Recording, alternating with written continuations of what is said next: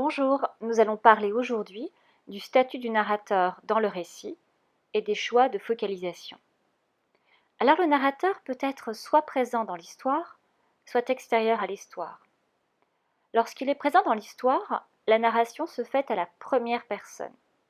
Il est présent à titre de personnage, de héros ou de simple témoin. Regardons. Alors ici, nous avons nos personnages, un Père Noël et une grand-mère. Et parmi ces personnages, nous découvrons notre narrateur personnage qui va vivre également ses aventures avec eux.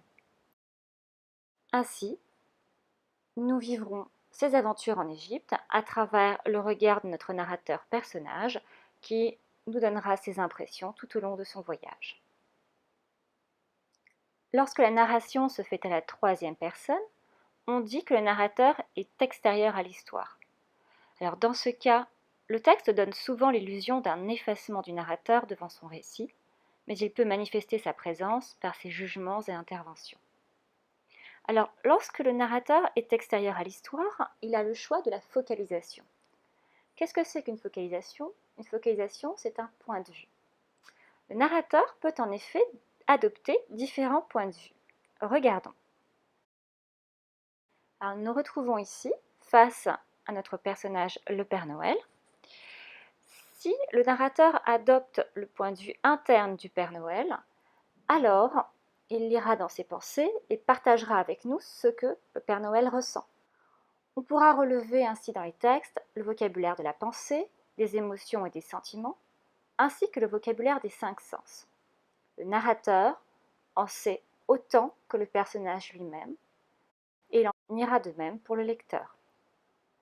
Passons au deuxième point de vue possible, le point de vue omniscient.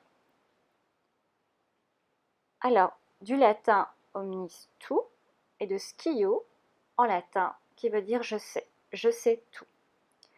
Alors par définition, lorsque le narrateur adopte un point de vue omniscient, le narrateur sait tout sur ses personnages, leur présent, leur passé et leur futur.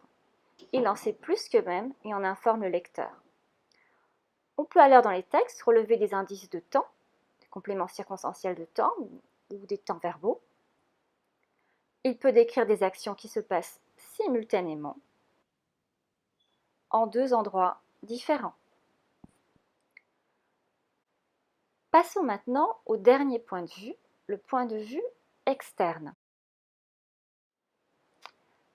Alors, le narrateur, lorsqu'il adopte le point de vue externe, décrit objectivement la réalité.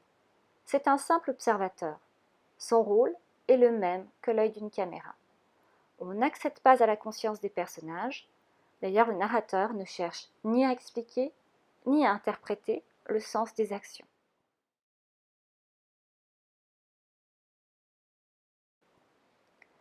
On peut relever des verbes de mouvement, marcher, se promener, pourquoi pas chevaucher, et des compléments circonstanciels de lieu. Ici, à droite, de l'autre côté de la pyramide par exemple. Voilà pour aujourd'hui. C'était un rappel de cours sur le statut du narrateur dans le récit et sur les choix de focalisation. Je vous dis à très bientôt pour de nouvelles aventures.